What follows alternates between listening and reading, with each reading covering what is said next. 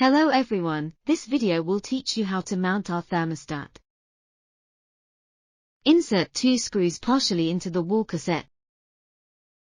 The user can choose the wiring method as follows. Remove the crimping plate and baffle from the base.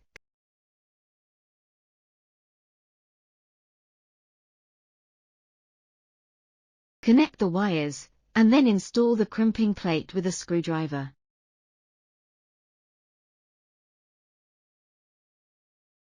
Wire directly to the connecting terminal. Open the battery compartment covers on both sides of the screen through the crack with fingers. Pass the screws through the 2 holes on the bottom plate of the thermostat, then adjust the position of the thermostat and tighten the screws.